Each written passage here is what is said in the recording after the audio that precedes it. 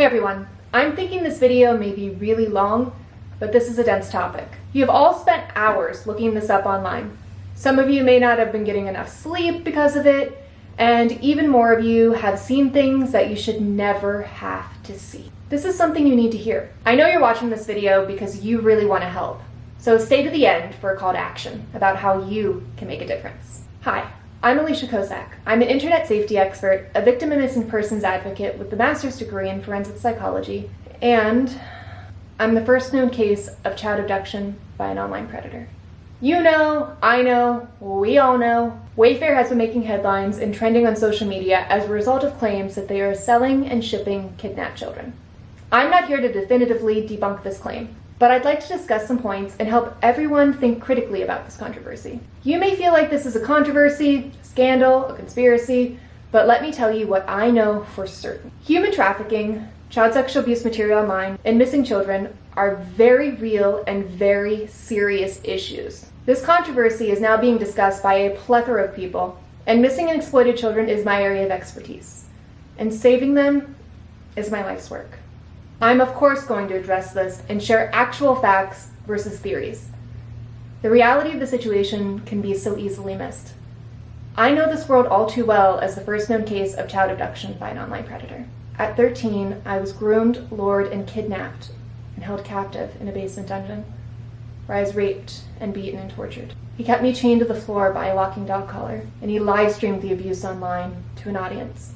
But against all odds, I was rescued because an online viewer recognized me in this video as the little girl from the missing poster and contacted authorities. I soon learned that not all children receive this chance of rescue, and I realized that this happened to me in part because there was no internet safety education or awareness. At the age of 14, I made the decision to become a public advocate and a public speaker, and to dedicate my life to protecting children, advocating for victims and missing persons, and fighting predatory crime. Back in 2007, I testified before Congress and pleaded with them to address online child sexual abuse material, unfortunately more commonly known as child pornography, and the predators who are running rampant online, and still are. The boogeyman is real, and he lives on the net. He lived in my computer, and he lives in yours. And while you are sitting here, he's at home with your children. The federal law passed, but it wasn't funded. So then I began working on the passage of Alicia's law, my namesake, state by state. It's currently passed in 12 states and counting. Alicia's law provides funding and resources to the Internet Crimes Against Children task forces, and they are completely overwhelmed by the enormous number of reported cases. It is so wonderful that now so many of you are focusing on this issue. However, that passion can lead people to jump head first into conspiracy theories. And this muddies the issue and brings about a sort of cried wolf effect. And it makes it less likely for people to respond when there is a real reported case. And isn't that the opposite of what we all want? Everyone is asking why, how, and what is happening. Now, if you ask questions and want answers, you need to be ready for those answers. When I first came across the story, I thought, hey, this is 2020 and anything is possible. And then I began my research. I would like to note that research is not looking at and simply believing what other people say about what they have researched. And it's most certainly not looking and researching by looking at the pictures that they post on social media. I discovered that many people are building a case with illegitimate evidence. Let me explain. Before I begin, a disclaimer. It seems that you can't make a statement or even share an opinion without it being aligned with a political party. This is not that. Many people believe in their heart of hearts that Wayfair is involved in human trafficking. Here's why that evidence that people are finding online just simply doesn't add up.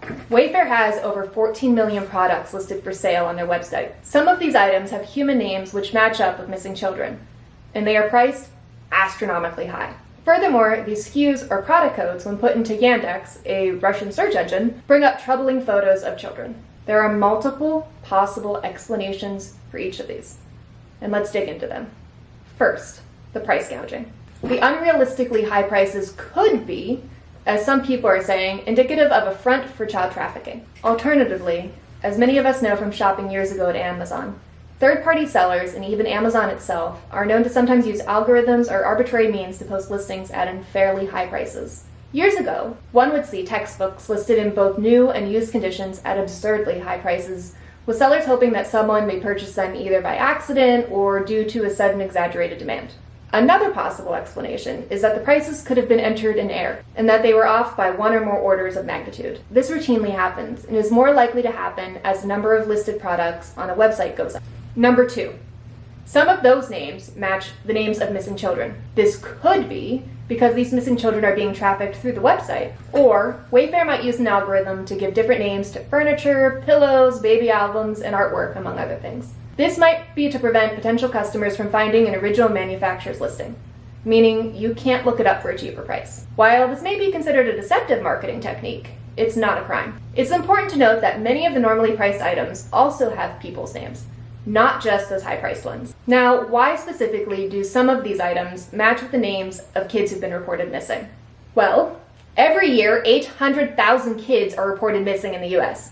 Odds are that if you put in a name, it will match the name of a missing child. This speaks to how many children go missing. Also, I've seen that a lot of people are matching first, middle, or last names of missing children, which honestly seems like you're reaching a little bit. In fact, you can search almost any name, including Alicia, Megan, Josephine. I could go on and on. There's even Epstein, Weinstein, Ghislaine, as well as Manson, McVeigh, and Bundy. And now to talk about these pictures that are being found on Yandex.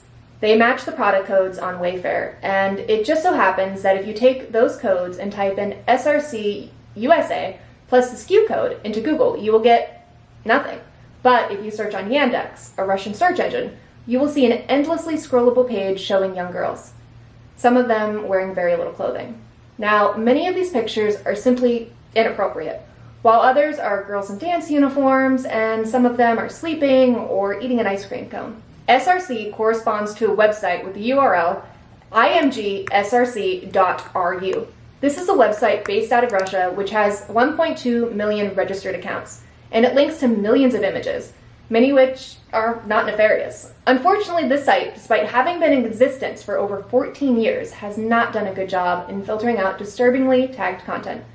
Since Yandex is a Russian search engine, and since it is not as actively monitored as, say, Google, it continues to propagate images from this unmoderated website via search results. When people look up terms like IMG SRC, or even just SRC, in Yandex's image search. Second, what is up with these photos lining up with SKUs from Wayfair? Well, if you look up any number after SRC or IMG SRC, then you will see similar disturbing results. And then, when looking at that description or the titles of these photos, it is clear that they are there for sexual gratification. But these photos have been scraped from various social media sites. Scraped. From Google, Pinterest, news stories, and other innocent places, as well as pornography websites. Predators are gathering photos that could be used as child sexual abuse material. CSAM, I'm going to call it that for the rest of this video. And again, they're using it for sexual gratification. There have been news articles dating back as far as 2014 stating that perverts have been using IMG SRC RU in this sick way. Absolutely disgusting, but sadly nothing new. This is why I always tell you to be careful about the pictures you post of your children online. Something as simple as a child during bath time or in a swimsuit or cuddling with their dad could be scraped and shown on sites like this if the photo is shared publicly. Where it gets really gross and unquestionably terrible is the description and the tags that go along with these photos. As you click and go further into this, it gets worse and worse.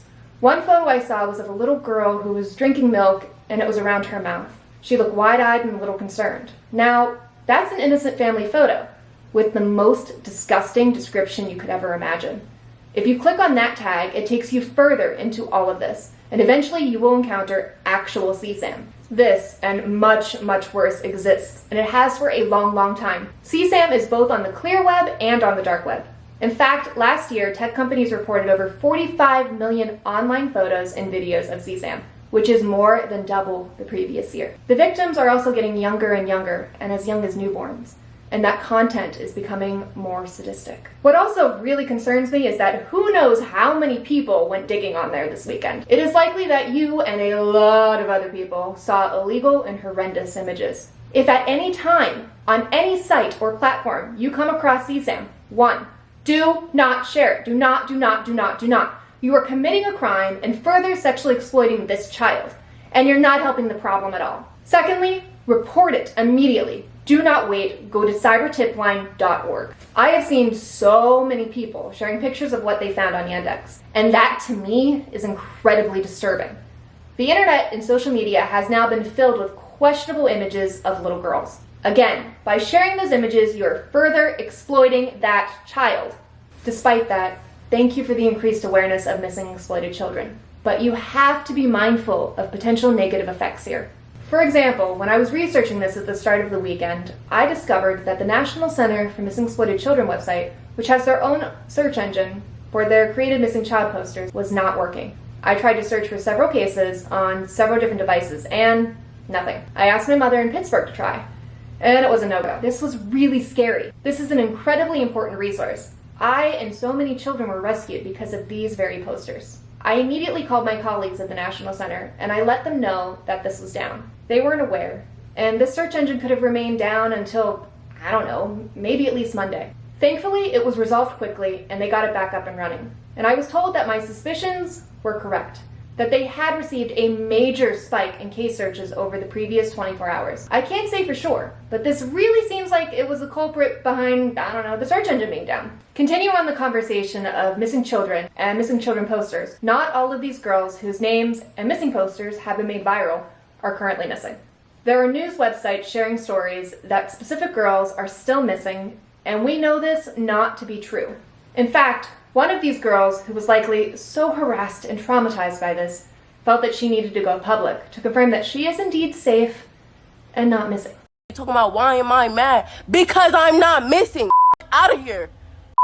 Let me go get a picture of you and say you missing, and then put a little cabinet next to it and have everybody share that shit. See how you feel.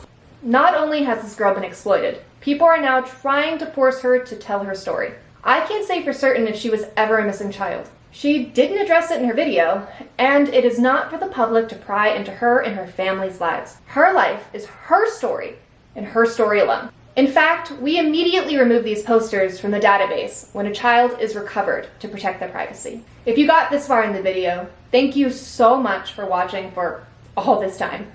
I know this was a really long video, but there is so much information to cover here. While you might think that this is some big undercover genius type plan, I want to remind you that this is a real issue. And human trafficking and child sexual abuse happen in every community across the world. Yes, likely even in your community. Similarly, the predators of these crimes come from all walks of life, including everyday people, to even celebrities, politicians, and public figures. In addition to this, children are most often abused by those who are closest to them, and they have access to that child, such as a family member, a neighbor, or maybe someone at school.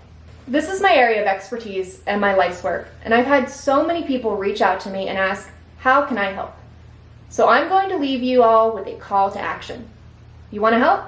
Here's what I'd like you to do. Over the next week, while remaining mindful of resources and not overusing any missing poster search engines, look up a missing child from your area. Children are missing from all over the world, so please feel free to search in your country's database. For example, in the US, it is missingkids.org, while in the UK, it is missingpeople.org.uk.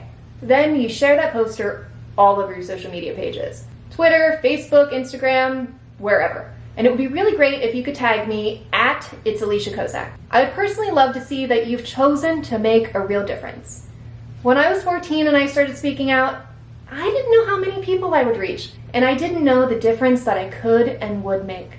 By you sharing these posters, it tells me that you not only heard all of this, but you listened and you acted. Thank you so much. Now let's continue this fight.